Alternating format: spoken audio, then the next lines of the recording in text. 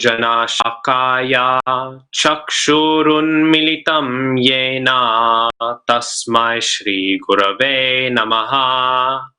Shri Chaitanya Manobhishtam Sthapitam Yena Bhutale Swayam Rupah Kadamahyam Dati Swapadantikam Vandeham Shri Yutapalakamalam Shri Gurun Vaishnavamscha Shri Rupam Sagrajatam Sahagana Raghunathan Vitam Tam Sajivam Sadvaitam Savadhutam Parijana Sahitam Krishna Chaitanya Devam Shri Radha Krishna Padan Sahagana Lalita Shri Vishakhan Vitamscha. He Krishna Karuna Sindho Dinabandho Jagatpate Gopesha Gopika Kanta Radha Kanta Namostute Tapta Kanchana Gaurangi Radhe Vrindavaneshwari Vrishabhanu Sute Devi Pranamami Hari Priye Namo Mahavadanyaya Krishna Prema Pradayate Krishnaya Krishna Chaitanya Namne Gora Tushe Namaha Vanchakalpatarubhyascha Kripa Sindhubhyaiva cha Patitanam Pavanebhyo Vaishnavebhyo Namo Namaha. Jaya Shri Krishna Chaitanya Prabhu Nityananda Shri Advaita Gadadhara Shri Vasadi Gaura Bhakta Vrinda. Hare Krishna Krishna Krishna Hare Hare Hare Rama Rama Rama Hare Hare. Hare Krishna and welcome to Damodarashtakam classes. So for this Kartik month, I wanted to take a small break from the Caitanya Caritamrita classes. Not because Caitanya Caritamrita is not incredibly relevant to this sweet month. Many of us will be knowing that the name of the vrat that is taken in this month is the Urja Vrata, which is referring to this month being presided over by Srimati Radharani. Because Srimati Radharani, she has the name Urjeshwari. She is the Urja, Ishwar is the Lord of this vrat and therefore of this month. And therefore, to speak on Caitanya Caritamrita, to hear about Caitanya Caritamrita, no text speaks the glories in our library, speaks the glories of Srimati Radharani more than Caitanya Caritamrita. So not that Caitanya Caritamrita is inappropriate for this month, very sweet to delve into. But still, I decided, I thought it would be nice to speak a little bit on the Damodarashtakam. Because of course we are singing it every day, hopefully, studying it every day, hopefully, in this month. And it is a key element of our observation of this Kartik month, which is of course such an amazing month, such an auspicious month.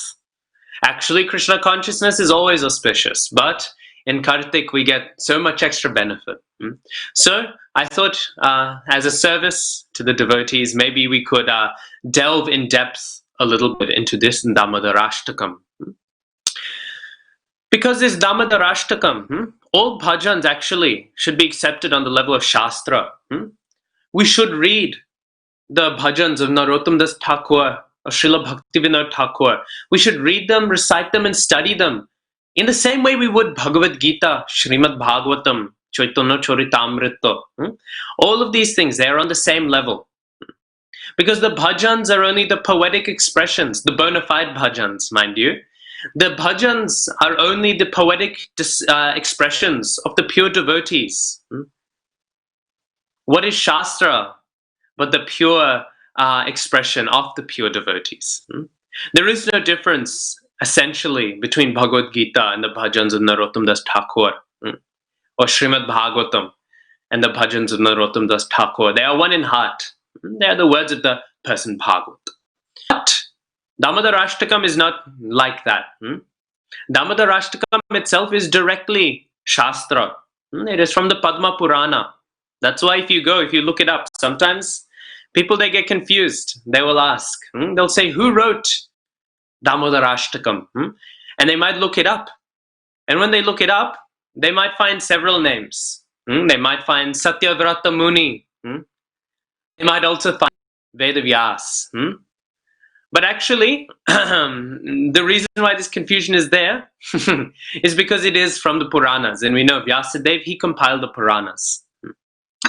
So, being Shastra itself, it is very good for us to delve deep into the meanings, even for normal bhajans, even more so. In the same way that we study Srimad Bhagavatam, in the same way that we study Bhagavad Gita, we should also be studying Damodarashtakam, especially in this Kartik month. We should not think it is just out of sweet coincidence or as a nice cute tradition that Damodarashtakam is recited in this month. It is for very, very good Shastric reason that we recite and therefore should study Damodarashtakam. So because of that, I had a desire to speak maybe a little bit on the Damodarashtakam, whatever little I can speak. With all your blessings and the blessings of Shri Guru and Shri Guru, I will attempt to say something. So we will begin first with the discussion of why Damodarashtakam. Where are the roots of Damodarashtakam being sung on Kartik? After we discuss Damodarashtakam, if we have time remaining, we will maybe speak a little bit about the Damodar Lila. I have a few notes about some obscure details that are not so well known about this pastime, some esoteric secrets, if you will. But that is if we have time left over after discussing the 8 shloks, because Ashtakam means 8 texts, 8 verses. The Shikshashtakam is also like this. Shikshashtakam is maybe a little bit cheating to call it an Ashtakam, because Ashtakam normally means that the verses are all the same length. Like Damodarashtakam, we can sing with the same tune. But we cannot sing Trinadapi Sunicha in the same tune that we sing Cheto Darpanam Marjanam. Anyways, I digress. So, this Damodarashtakam, it is very dear to our acharyas to be recited in this month. And this tradition of reciting Damodarashtakam every night on Kartik, it already in Hari Bhakti Vilas. Some of us may have heard of Hari Bhakti Vilas before. Some of us may be knowing of this Shastra. Hari Bhakti Vilas has been compiled by Sanatana Goswami and Gopal Bhatta Goswami. Actually, scholars are in dispute. Which parts are written by Sanatana Goswami? Which parts are written by Gopal Bhatta Goswami? It is not so clear. Some scholars say most was written by Gopal Bhatta Goswami. Other scholars say most was written by Srila Sanatana Goswami. Srila Prabhupada seems to state different views as well in his purports. At times he ascribes the majority to Sanatana Goswami. At other times he ascribes more to Gopal Bhatta Goswami. Practically, it doesn't matter. Of course, in one sense, it does. If we are studying with the mood of service, it is always nice to deepen our knowledge of Shastra. But on the other hand, if it is written by the Goswamis, then we pay our dandavats to such literature.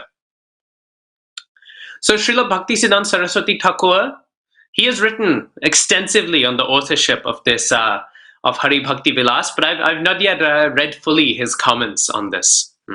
But he takes a view, and Srila Prabhupada represents that view in his purpose, Caitanya Caritamrita.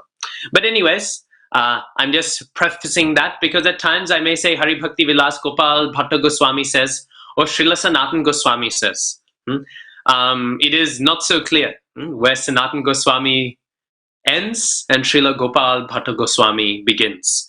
But in general, we can accept Sanatana Goswami. He has written a lot of Hari Bhakti Vilas, or he has written at least a sizable chunk of it, and Gopal Bhatta Goswami, he has continued the work. So this text, Hari Bhakti Vilas, was written because at the time, people were criticizing Gauriya Vaishnavas. We know what is our sadhana. If you go to really pakka temples, you go to really pakka like Udupi. If anyone has been to Udupi, you will see so pakka the worship is in Udupi. So fancy, so proper, so Brahminical. So many rules and regulations they are following. So much so their whole day is almost composed of performing yagyas. So if one goes to Udupi, because the Tattvavadis, they are very strict with their observance of yagya. If one goes to Udupi, they will see very, very ornate and clever worship. If one was, however, if one goes to Navadvip or Vrindavan, and they see there how Gaudiya Vaishnav worship is being done, it is not so complex. Practically, Gaudiya Vaishnav worship is summed up in a few short lines. Those lines are Hare Krishna, Krishna Krishna, Hare Hare, Hare Rama, Rama Rama, Hare Hare. And we know, speaking of the Shikshashtakam, Mahaprabhu has told us that there are no hard and fast rules for chanting this holy name. So Gaudiya Vaishnavas, we are very satisfied just with chanting the holy names of the Lord, meditating on his beautiful pastimes, speaking and hearing Grantharaj Srimad Bhagavatam. But because of this, because devotion, these devotional activities, because they are beyond rules and regulations, some devotees, they were being criticized by the Brahminical types who were saying these Gaudiya Vaishnavas, they are just sentimentalists. They're just following whatever they want to. I like to do this, I like to do that. This is far from the truth. Unfortunately, today we have many members of ISKCON who are sentimentalists, but those who are properly following Srila Prabhupada's teachings and the teachings of our previous acharyas, they are not sentimentalists. And so Srila Sanatana Goswami, in order to refute the ideas, because they were saying, oh, these Gaudiya Vaishnavas, they do not understand the rules and regulations of Shastras, so they just do whatever. They're just illiterate sentimentalists. So Srila Sanatana Goswami, in order to refute this idea, in order to show them that no, actually Gaudiya Vaishnavas have all understanding of rules and regulations, and we do have guiding rules and regulations, he composed this Srila Hari Bhakti Vilas. And in here we find very many rules and regulations. So many. Actually, you'll be surprised. Some of the rules in there are very confusing, very strict. Actually, there is a story of one Srila Prabhupada disciple, a sannyasi. He was in Vrindavan. And being in Vrindavan, he was sitting and speaking with one of the head pujaris at a Gaudiya Vaishnav temple there. And his pujari, he said, no one in the world follows Hari Bhakti Vilas more than we do. No one follows more than we do. And this disciple of Srila Prabhupada, very cleverly, he said, oh, so then even you do not follow it entirely. And the pujari looked, he said, hey, what do you mean? And that disciple of Srila Prabhupada said, if you were following it completely, you wouldn't be saying you follow it the most in the world. You would be saying you're following it completely. So from this we can see. So even this person, he still was truthful. And he said, no, we are not following it completely. So from this we can see, Hari Bhakti Vilas is very hard actually to follow. Many rules and regulations are listed in there and they're very hard to follow. Very, very difficult. And very confusing. Because actually Hari Bhakti Vilas, Hari Bhakti Vilas is written more in order to give a general idea of how devotional practice is meant to be. It is written to defend the Gaudiya Vaishnava Sampradaya against those who say we do not have rules or regulations. But obviously we must follow. Why would Sanatana Goswami and Srila Gopal Bhatta Goswami both compile this text if there was no value for us? Of course there is value and we should follow Hari Bhakti Vilas. But to follow down to the letter is confusing. You will find many sort of contradictory things, very difficult things to follow in the pages of Hari Bhakti Vilas. Which is why it is better for devotees not to study Hari Bhakti Vilas too much. We will become confused. Best to follow in how the spiritual master instructs. Because practically speaking, no Gaudiya Vaishnavas follow this text fully, and they do not need to. That is not a fault of the Gaudiya Vaishnavas, that we do not follow Hari Bhakti Vilas to the letter. Because instead of following it to the letter, we follow it to the spirit. But still, Hari Bhakti Vilas, it provides for us guidance, what to do in certain situations, and if the acharyas feel fit, then they will apply it. So Srila Prabhupada, he has given us guidance. Everything Srila Prabhupada has given us is in line with Hari Bhakti Vilas.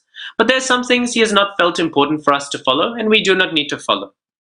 Much more important than following all of the Shastric rules and regulations is merely following the instruction of Sri Guru and Sri Gauranga. You'll find many things in Hari Bhakti Vilas.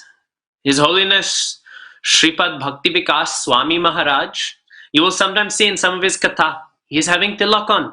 But his tilak, it is not yellow like Gopi Chandan, it is not black or grey like Radha Kund tilak. It is red. Red tilak, but Gaudiya Vaishnav tilak, not like the Shaktas or anything.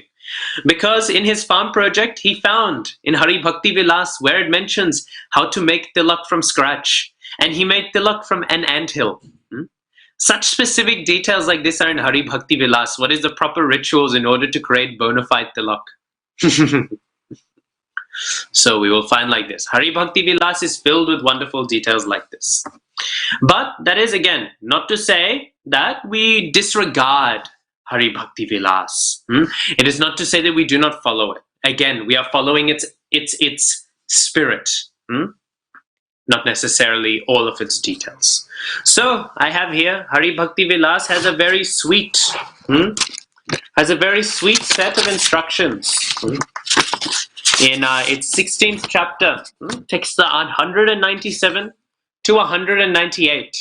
There are two shloks that describe the essence of our Kartik observance.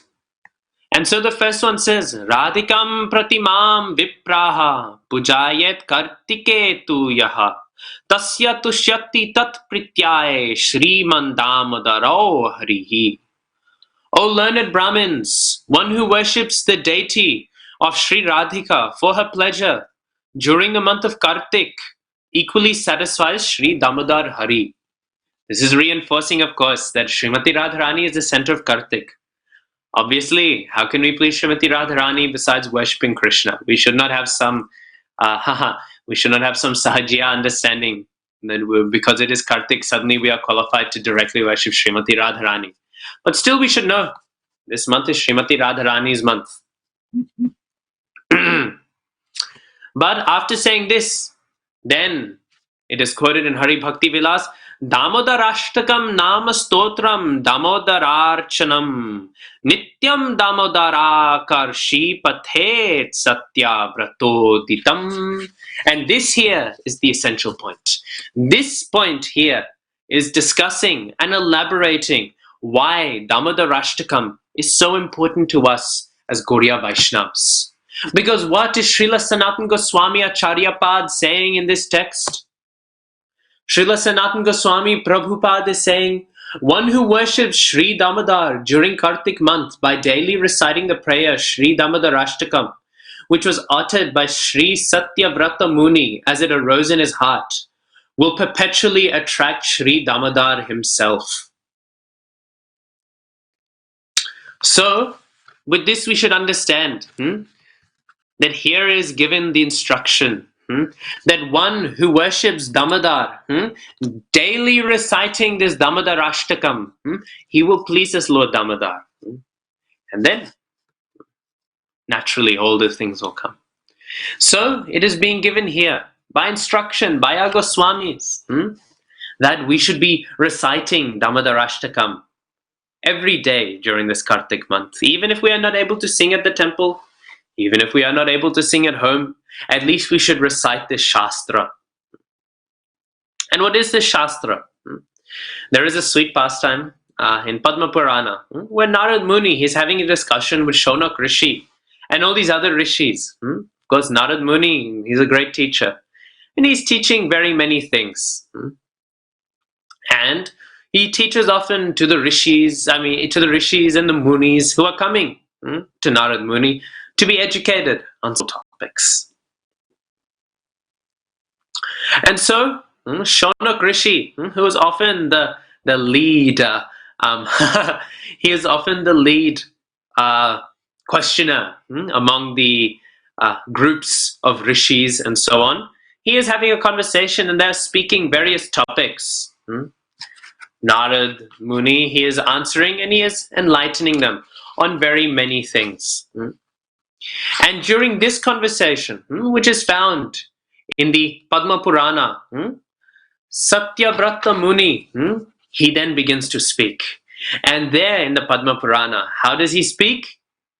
He says, Namamishwaram Satchid Ananda Rupam Lasat Kundalang Gokule Brajamanam.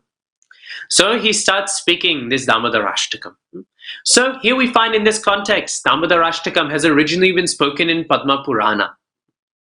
However, it is not just that it is one of the many sweet ashtakams found in Shastra. There are so many sweet pieces of poetry in the Puranas, in various Shastras, and yet we do not recite all of those universally in the many holy times of the year that we have. So this Damodarashtakam has been made special to us again because Hari Bhakti Vilas has shown that it was dear to Srila Sanatan Goswami Pad. Srila Sanatan Goswami, if he touches something, if he tells us to do something, then we should do. Actually, all of our devotional service is about serving Guru and the Acharyas.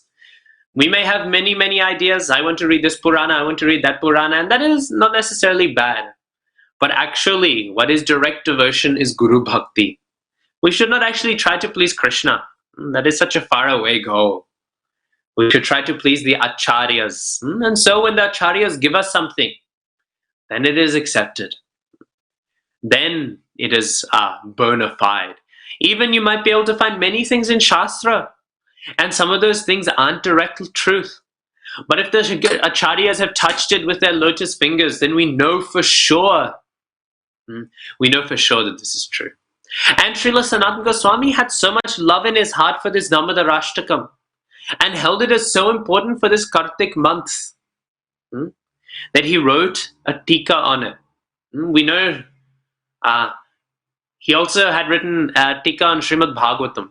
But whenever Acharyas write tikas, writing a commentary is no easy thing. It is hard enough to just get one realization sometimes from a shloka, let alone analyzing the many, many realizations one can have from a whole text. So because of this, we can understand even more how deep this Damodarashtakam is to the heart of Srila Sanatana Goswami Pad. So he's written this Digdarshini Tika, this commentary on the Damodarashtakam, and it is found in the Hari Bhakti Vilas. So we do not even access Damodarashtakam straight from the Padma Purana. We access it through Hari Bhakti Vilas of Srila Sanatana Goswami Pad. But we do not access Hari Bhakti Vilas directly. As I said, it is up to Guru to analyze and to explain and to give the essential details. So because of that, we access Hari Bhakti Vilas through Srila Prabhupada. And so Srila Prabhupada, he has given us Damodarashtakam. He has given us this sweet bhajan, this sweet shastra to sing, which he has passed down from the lotus hands of Srila Sanatana Goswami. And so it is not just Srila Sanatana Goswami, it is not that Sanatana Goswami, he recommended this, Gopal Bhatta Goswami, he recommended this, and then no one until His Divine Grace, Srila A.C. Bhaktivedanta Swami, Srila Prabhupada recommended this. No, not like this at all. Actually, Srila Bhaktivinoda Thakur, he has commented on how we should follow Damodarashtakam. And I have included here, I have found here an extract from that essay that I will read out before we then begin our discussion of the first shlok, the first text of Sri Sri Damodarashtakam. And he says, quoting from Srila Hari Bhakti Vilas, Ashvinasya tu massasya ya shukla kaidashi bhavet kartikasya vrataniha tasyam kuryad atandritaha. Kartik Vrat begins from the Ekadashi that comes within the bright fortnight of the month of Ashvina and should be observed with great self-restraint and discipline.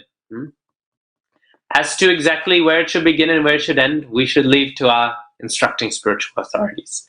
And just to clarify, Srila Bhaktivinoda Thakur's guidelines are worshipable, but everyone should check with their own spiritual authorities to what degree they should follow this vrat. And so, Srila Bhaktivinoda Thakur, he says that the vrat, it includes a few certain rules and regulations. On every day of the month, during the late night, the last period of the night, one should purify oneself and perform the Mangal Arti of Sri Krishna. So we should all try in Kartik to attend Mangal Arti as much as possible. Sometimes it is difficult, but if we are trying to execute this Kartik Vrat as well as we can to observe this Kartik month, such an auspicious month, actually devotional service is so easy. Why not take advantage of a month where it is even easier? So everyone should rise for Mangal Arti daily. Later on in the morning, after bathing, one should perform Archan, worship of Sri Damodar. At night, one should offer burning wicks of ghee or sesame oil in Bhagavan's temple at the base of Tulsi and towards the sky. In the month of Kartik, one should eat food that is strictly vegetarian and offered to Bhagavan. With this one, actually, we can see that this was maybe aimed towards vague, pious Hindus. For ISKCON devotees, this is no extra rule. We should, every second of our day, we should be eating food that is strictly vegetarian and prasad. Not even just strictly vegetarian. Who cares? Sometimes devotees say, oh wow, thank Krishna for chatkas. We can have NOG sabji, NOG paneer sabji. Chatkas is full of only sin. Actually, only Krishna prasad. Only Krishna prasad is sin-free. At times, place, circumstance, there are exceptions that can be made, of course. We should not starve to death. But actually, NOG is no achievement. NOG is actually sinful. Only prasad is non-sinful. One should not take stale rice or grains. So here we find another thing. Stale food should not be eaten. One should not sleep on another's bed. So one should limit their traveling. If they're traveling, they can sleep on the floor. Again, ask your relevant spiritual guide, your spiritual authority. And then one should not take oil or honey. Again, this is the ideal observation. Or use bell metal utensils. In these days of plastic, avoiding bell metal utensils is no big feat. After honoring Bhagavan's remnants, and this one is the one that everyone should be following, no matter who, you should be following this one. One should hear or study Srimad Bhagavatam and other scriptures in the association of Vaishnavas. Now, I do not want to speak for anyone's spiritual authority, but if one spiritual authority advises against this, I would doubt whether they are a spiritual authority, except in very unique cases. Generally speaking, this is one thing we should all be doing. If we are not daily studying the Shastras with other devotees, which we should be doing, at least for this month, find some devotees. Especially now with Zoom and all these technologies, everyone is now comfortable with them, even if you must ring them. Best in person, but even if you must ring them, try to study with the other Vaishnavas Shastra in this month. If we study together Shastra in this month, this is an essential part of observing Kartik. We should dive deep into Srimad Bhagavatam. And especially with the association of Vaishnavas. We cannot understand Bhagavatam just by reading. In my life, I've spent many hours reading Bhagavatam. Not as many as most devotees, but I spent, I would say, quite a few hundred hours reading Bhagavatam. And so, but I would happily say, without a doubt, without even thinking about it, that the 2 seconds that I spent at the lotus feet of my spiritual master Not even studying Shastra, just by having his darshan, having him see me, and having him speak a few words to me, I learned more than in all of those hours put together. How potent then is the study of Bhagavatam with that association, with that darshan of the Vaishnavas. So we should do this. We should really try, come together in small groups even for this Kartik month. One should incessantly perform Nama Kirtan of Sri Hari and remember him, so we should be engaging in Kirtan. Kirtan of the holy names, we should be singing Krishna's holy names constantly. And hopefully we are. This one is one of the ones that we do not need to encourage people too much on. They have lots of passion in their hearts for anyways. But still I will reiterate, I will say this, because we must still actively, no matter how much Nama Kirtan we are doing before, we must go deeper into it. And we must always be remembering Krishna.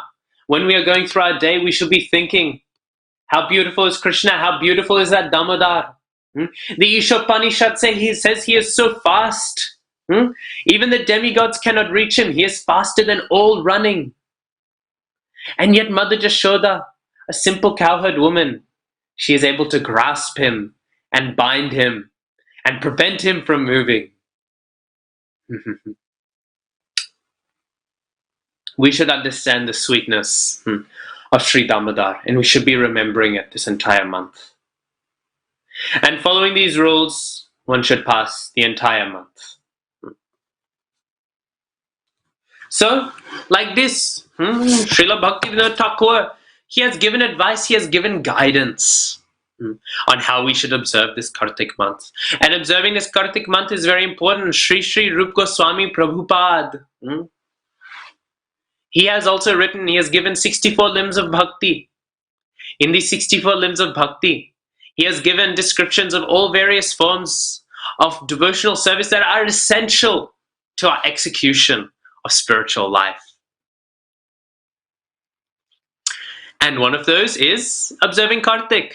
Sometimes people say, "Hey Prabhu, how can I believe this story of Ekadashi?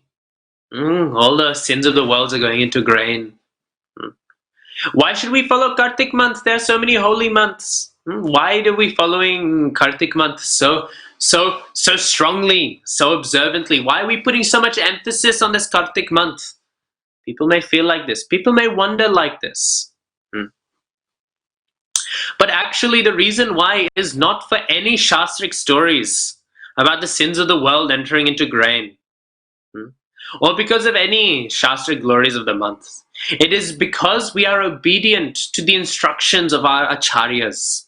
Our acharyas are so filled with love for Krishna. They have realized the goal that we so strongly wish to attain. So when they tell us to do something, they are not saying it for a bad reason. And so if they say we can grow in devotion by observing this Kartik month, then jai. That is all the pramana devotees need. All other Shastric pramana practically we quote to defend to others. But Kartik month we follow because Srila Rupa Goswami Prabhupada has said it is one of the great limbs, one of the great angas of devotional service. And so something from Bhaktivinoda Thakur about how to observe this Kartik month, which is the anga of devotion. So then let us begin with the first text of this Damodarashtakam. This Damodarashtakam has a very sweet structure. Actually, there is a very sweet flow to the Damodarashtakam. The first two shloks, they are strongly tied together. Then text 3. Text 3 is somewhat independent, but thematically continues text 1 and 2. Text 4 and 5, they are joined together as well. Text 6 and 7, they are also joined together, and text 8 stands on its own. So like this, the texts are very much glued together, and they flow very sweetly. So we will try to, in these sessions, in these classes, in these lessons, we will try to delve deep into the flow of Damodarashtakam, We can speak of the past time, but also I wanted especially, because we will be singing Damodarashtakam every night, every day, at least once this month. If we can dive deep into the Sanskrit a little, get an understanding of how the words flow from each other, then hopefully it will increase the quality of our meditation. I'm hoping, at least. Please, all of you, pray for me and bless me, that we may have this result. So we begin the first text. And how does it begin? We all know. Namami. Namami Shvaram Satchid Ananda Rupam. Like this it is beginning. And what is the first word? Actually, the first word of this text is the first word also of the second text. You might be saying, hey, Toshan, what are you on about, Toshan Krishna? The first word of the second text is Rudantam. Rudantam, what are you talking about? Namami is the first word. But actually, text 2 beginning with Rudantam Muhur Netra Yugmam Rijantam. This one is actually continuing text 1. Because what is Satyavrata Muni saying? He's saying Namami. We know Namaste. Namaste Narasimhaya. Namaha. Namo Namaha Tulasi Krishna Preyasi. Like this. This word Nama means to give our obeisances, our humble obeisances, to bow down, to give our pramans, to give our worship. We are worshipping. We are giving our great respect. So this is Namaha means the respect itself, but Namami means I am giving that respect. And who am I giving that respect to? The remainder of text 1 and all of text 2 are all listing who is that personality that I am Namami, that I am giving my Namaha, my Namas to.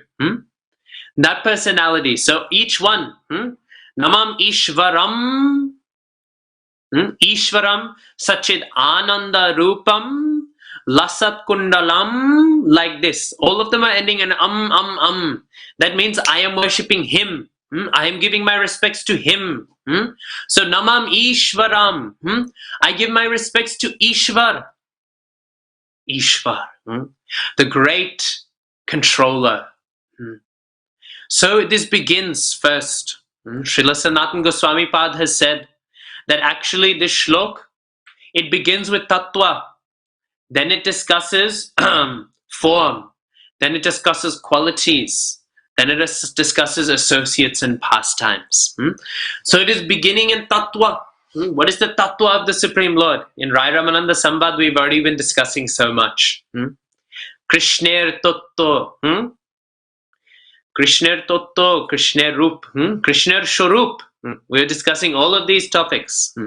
So the tattva of Krishna, in many ways, it begins with the basic tattvas, not the high tattvas, but the basic ones. That Krishna is Ishvar, the supreme controller. So Namam Ishvaram. Ishvaram is the first title that is given. Namam Ishvaram. But Ishvaram, everyone understands the Supreme Lord as Ishvar. This is not the highest conception. This is the baseline conception of the Supreme Personality of Godhead. Even if you read Christian Bibles, I have in my bookshelf, I have some Bengali, Hindi, Sanskrit Bibles that the Christians have written. They will write for God, they will write Ishvar. So this word is very universal. A little higher in understanding then comes Namam Ishvaram Sachid Ananda Rupam. Sachid Ananda Rupam.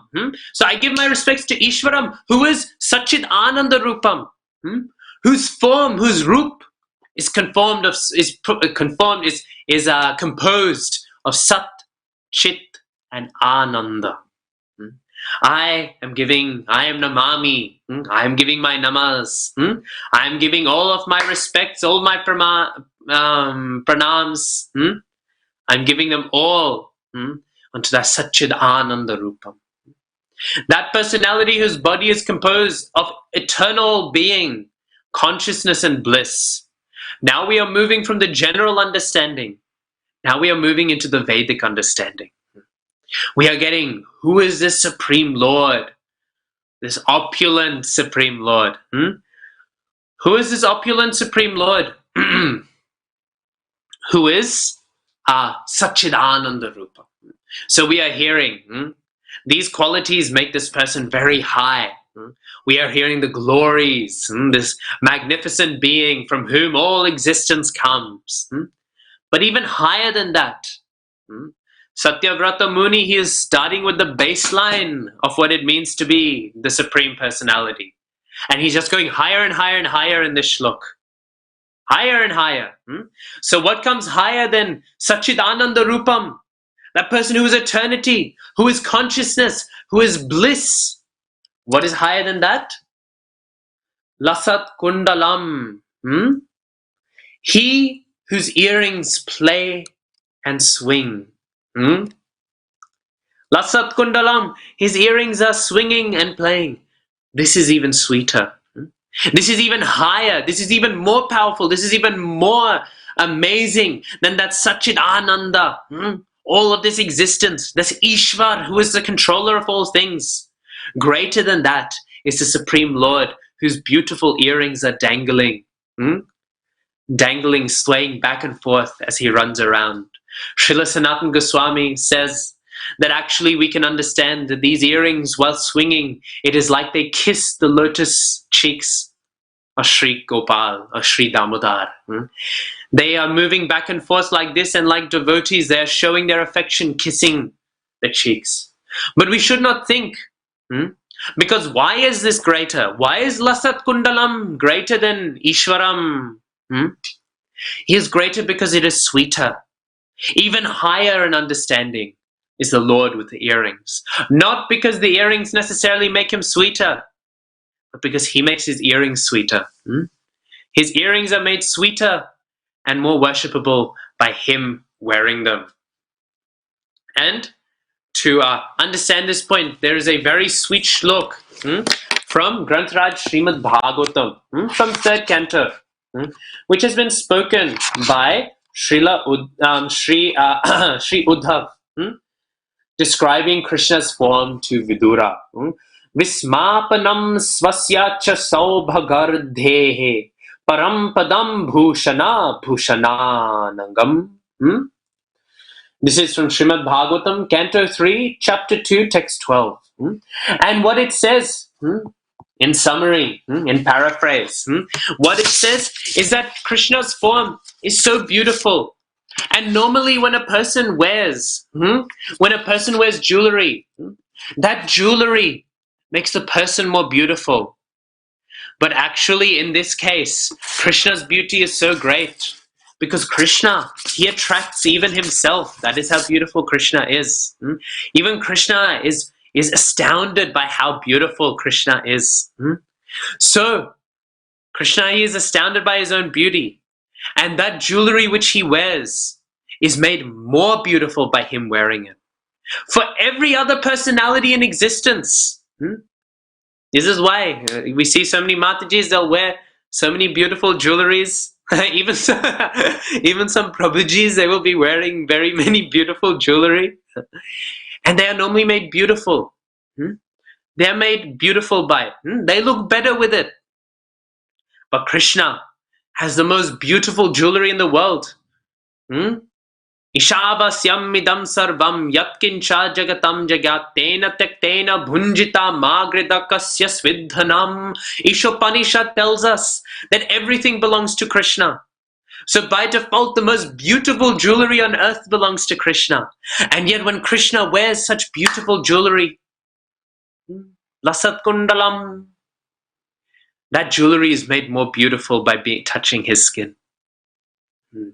This is the beauty of Krishna. So Lasat Kundalam, this is higher. This is higher than Ishvaram.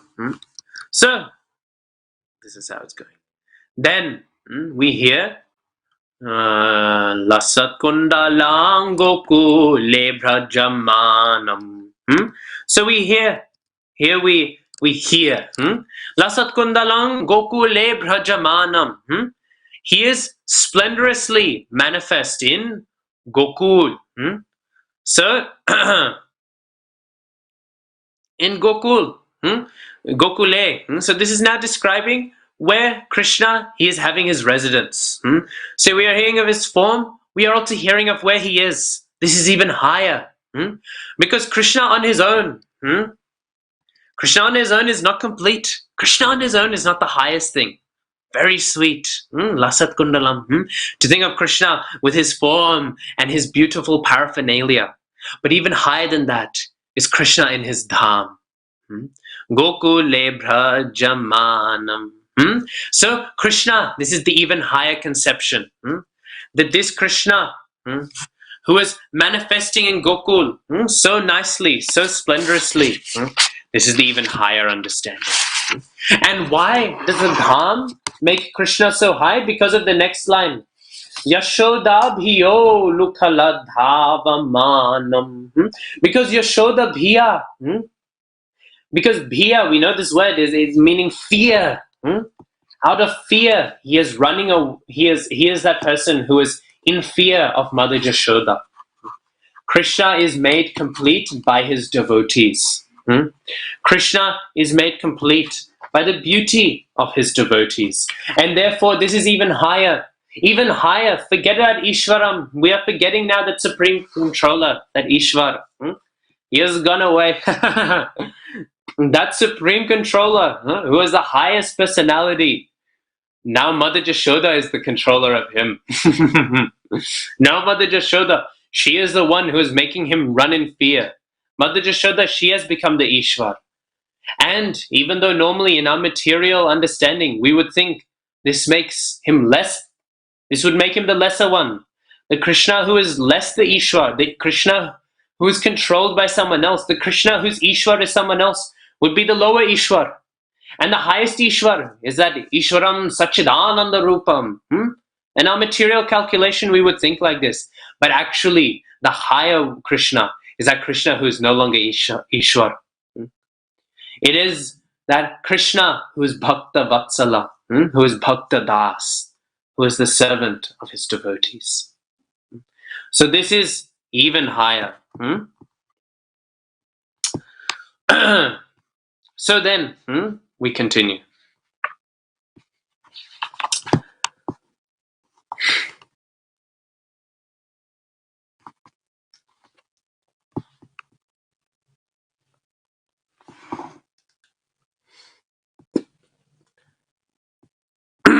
So we'll continue. Yashodabhiyo lukaladhavamanam. Ulukalat dhavamanam. So this is speaking, this is reinforcing this point, that when Krishna saw Mother Yashoda coming to him, he ran with fear. When he saw her coming, he ran away. But how did he run away? Dhavamanam. Very quickly. So Krishna, he is so afraid. It is not just that Krishna is so much surrendered to his devotee, that he is just a tiny bit concerned. He is very, very much concerned. He is very, very much worried, and he's running away. Why is he running away quickly? Because if he ran away slowly, that would mean he has not so much affection. He tastes a tiny bit of rasa with his devotion, but not fully. Dhavamana makes emphasis. Krishna is running. He is running in reciprocation to the intensity of his love in the mood of a child. Because he is so much in that mood, he is running away quickly. Because he is thinking in that moment that maybe Mother Yashoda, maybe she can actually hurt me. So he is thinking like this. However, what is the next line? Param vrishtam matyan tato drutya gopya. Param vrishtam. Even though Krishna is running dhavamanam, the other reason why dhavamanam is being mentioned is to emphasize that Krishna is running as fast as he can. But still, Paramrishtam. Mother Jashoda grabs him from the back. From behind. He is completely caught. Catch from the back means he wasn't giving up. He was still running as much as he could away from Mother Jashoda. But Mother Jashoda grabbed him from behind. As he tried his best. But yet, Atyantato Drutya Gopya. Atyanta Tato Drutya Gopya means, especially Atyanta Tato Drutya means that Mother Jashoda, she was running very quickly. And Srila Sanatana Goswami, he says that this means that Mother Jashoda was running even further than Krishna. Paramrishtam Atyantato Drutya Gopya. So she catches him from behind. This is also showing how much affection Krishna has. Krishna can outrun anyone. But with the affection, he is slowed down. And when you are caught from behind, that is reflecting your vulnerability. It doesn't just mean that Krishna was caught running, that he never gave up, and it was simply the love of his devotee that conquered him. This is true. It was not that Krishna gave himself in. It was not that Krishna said, okay, playing is done. Now I give up. Now I will let you take me, Mother Jashoda. Krishna fought until the end. But yet, he was still caught from behind. No matter how much he tried to resist, no matter how much he tried to fight it away, he was still caught. This is meant here. But also what is meant, our backs are very vulnerable. That's why we say you are stabbed in the back. Because to stab in the back is where we get the person. Obviously behind the back we're doing secretly. But also very vulnerably we can get people. That Krishna is exposing his back to Mother Jashoda is showing that he is giving himself fully to his devotee. And to that Ishvar we are paying Namami. We are giving our respects. To that Ishvar who is giving in his intimacy, he's giving all of his vulnerability to his devotee. We are saying Namami. Namami Shwaram Sachidananda Rupam. Param Drishtam Atyan Tato Dritya Gopya. Atyan Tato Dritya Gopya. So, Srila Sanatana Goswami Pad says that by Atyan Tato Druta Gopya, that this specifically means that Sri Mother Jashoda, she was running faster than Krishna. Here we understand another great thing.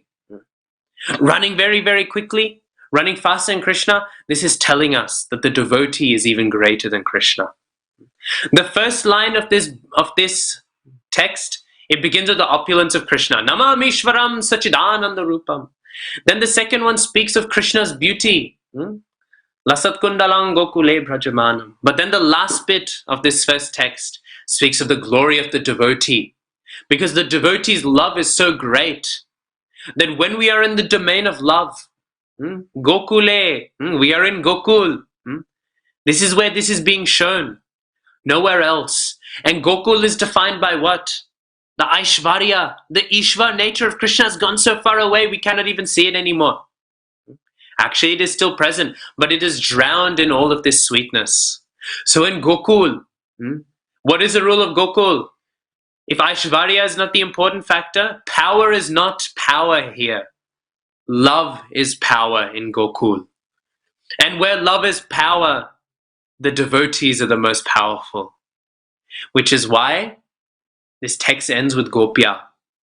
Srila Sanatana Goswami says this is very important. Why doesn't it say Yashodaya? Yashodaya. Why does it say Gopya, not Yashodaya? It would make more sense for it to say Yashodaya. He's speaking about Mother Jashoda. But the point that is being made is that anyone who's Gopya, anyone who is born from the cowherd families, anyone who is born from the cowherd families of Vraj, of Gokul, they have the fortune of seeing these pastimes. They have the fortune of not only seeing these pastimes, but they are the personalities who are qualified to enact such pastimes. The Gopas and Gopis, those personalities. They are the very, very elevated ones. They are the ones who, through great fortune, through great austerity, actually through none of this, through intense greed, they are the ones who are qualified to run faster than Krishna. They are the ones who are qualified to run so fast and chase after Krishna so strongly that even though Krishna is still trying to run away, his back is still facing them. He's running Dhavamanam. He is running as fast as he can. Even then they can catch him. And Krishna, being so vulnerable, so open-hearted, so tender-hearted to his devotees, he allows them to grasp him like that. Not even he allows them. He is conquered by their desire to hold him, by their desires of love. So, in this way, we will continue to discuss a tiny bit about this text, because we are now finished for tonight. We'll continue discussing a bit more about this text tomorrow, and then we will begin to discuss text 2, which has the many other names. Rudantam muhur netra yugmam rijantam. We will hear about all of these things as well. But please, now that we have understood some things of this first text, we can meditate on these things as we sing Damodarashtakam every night. So this first text, we should, when we sing it, Namamishvaram Sachid Ananda Rupam Lasat Kundalam Gokule Bhrajamanam Yashodabhiyo Lukaladhavamanam Paramrishtam Atyan Tato Drutya Gopya. We now have some meditation for each one of these words. So we can keep this in mind when we are singing from now on. Anyways, so tomorrow we will continue discussion of the shlok. We will continue discussion of this text, and we will then delve further into the Damodarashtakam. So please join me tomorrow, and we will continue this discussion. Thank you very much for listening. Shri Shri Damodar ki jai. Shri Shri Radha Damodar ki jai. Shri Shri Kartik Masa ki jai. Shri Shri Sanatan Goswami Pada ki jai. Srila Prabhupada ki jai. Nittai Gaura Premanande. Hari Hari Bol. Ananta Koti Vaishnava Vrinda ki jai.